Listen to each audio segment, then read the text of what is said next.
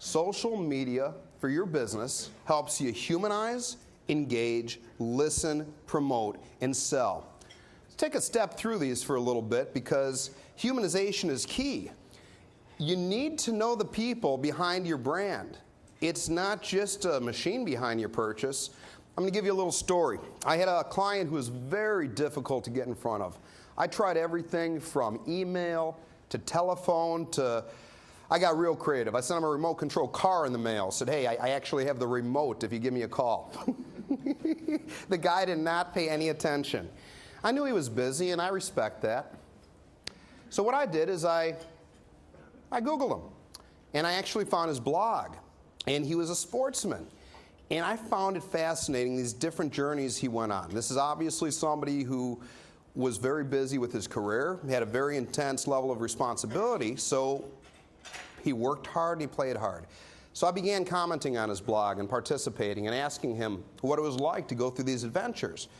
In no time did I not say who I was and what my intent was, but I also really enjoyed meeting him. And it was so fun that when he took my meeting just a week later and we sat down, it wasn't a cold call.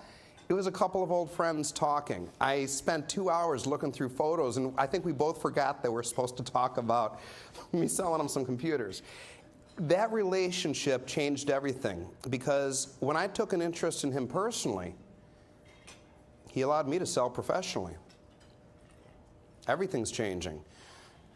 Humanize, engage, listen, promote, sell. Moving to engage. It's different than ever before, and interaction with your customers is critical. We want to engage directly with businesses. We want to engage directly with our audience. I mean, perfect example. I used to really enjoy Caribou coffee, to be honest with you, but Starbucks followed me back on Twitter. I drink Starbucks now. Honestly, it is about that interaction. We all do feel good. I know it's been mentioned several times throughout today that we buy from companies we trust. We buy from people like us. We buy from companies that take an interest in who we are and what we do. This is a competitive economy right now. Everyone's watching their dollars and everyone's being real particular about how they spend. Why would you not spend with somebody you enjoy interacting with? That engagement is what gives you that connection, the relationship.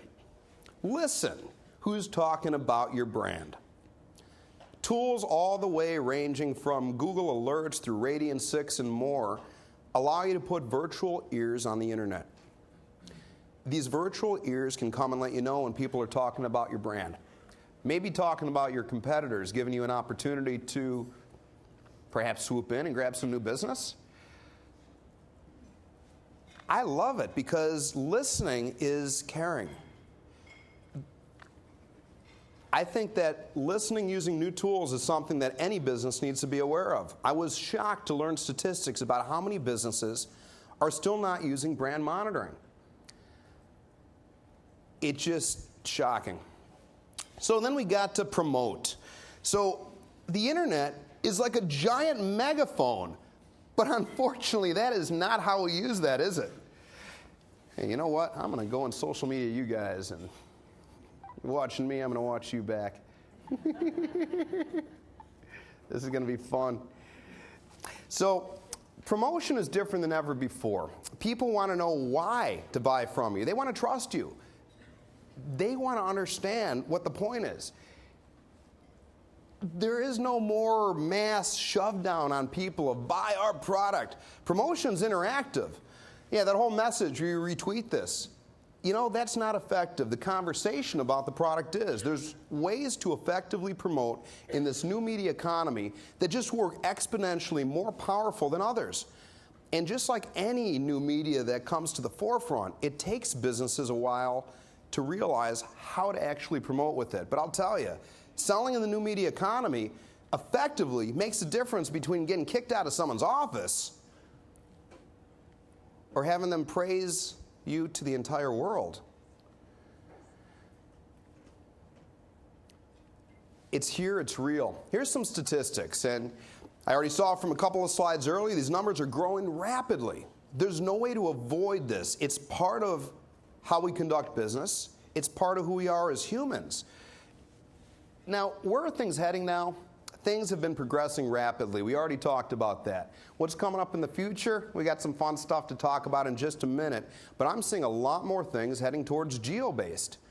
I think it's amazing that I was able to load up an application on my Pre to tell me which Twitter friends were within the immediate proximity to me. What about applications that might give me some network ideas or say, hey, this person's looking for your product or service, or hey, here's somebody here who knows somebody you need to know. It's all getting closer and closer. And social media is a lot more than just words. It adds a whole different dimension. Now we could add those photos, those videos, and really attach that sentiment. It's better than ever before, and businesses still seem very slow to adopt. Not you guys, you're here today. You realize this is something that you need to do. You've already begun doing to some extent, and it's going to continue to grow. But this adoption curve that I've seen is still this very, very slow-paced ramp-up, where companies first just dive in, almost like a fly on the wall. Let's look around, see what's going on. Then it becomes, let's shout to people a little bit, tell them what we do. But then they start interacting a little bit. It becomes two-way. It becomes something we talk about. And you have to measure and monitor it. You need to keep track of what's going on with your brand. And you've heard that over and over from every presenter here today. And the reason why we preach this so much is because it's so easy, but it's also so important. If you don't care, why would somebody want to do business with you? They wouldn't. There's so many different booby traps we need to avoid with social media. Misunderstanding, isolation, and lack of trust. How many companies are comfortable putting people out there? It seems that the small business owner, for the first time in decades, has a huge advantage over big business because you can make those choices. You could tell your employees it's okay to tweet and tell them who you work for. You could even set a policy and let your clients know this is how we prefer to communicate.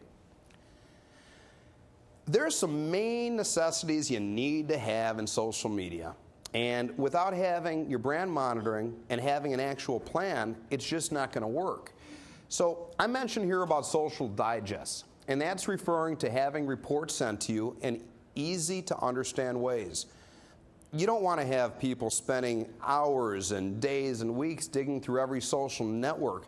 I remember decades back hearing about people who would clip newspaper ads about businesses.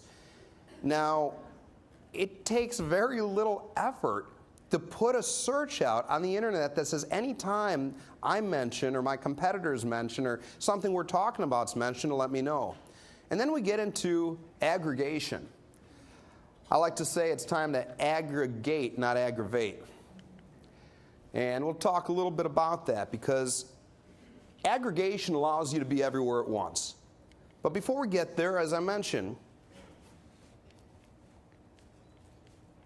I'm a PC. This one's not agreeing with me. You have to have a plan. Without having a plan, are we going to get anywhere? I mean, I had a plan on how to get to Washington.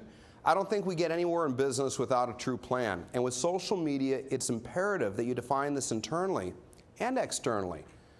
You don't want to just go and open a Twitter account and leave it hanging out there if you're not going to be actively using it. You don't want to have employees wondering, is it okay to speak on behalf of the company or do I have to hide? Well, things have changed quite a bit, and I've learned that it's the companies that stand up and say, this is how we like to work and this is our policy, that tend to do very well. We all get a voice. The beautiful thing about social media versus any other form of communication that I've really enjoyed is you truly get to see your words before you speak them. And you can go on TV live, you can go on to radio, you can pick up a phone, but you don't get a chance to rewind. With social, you really get a chance to think.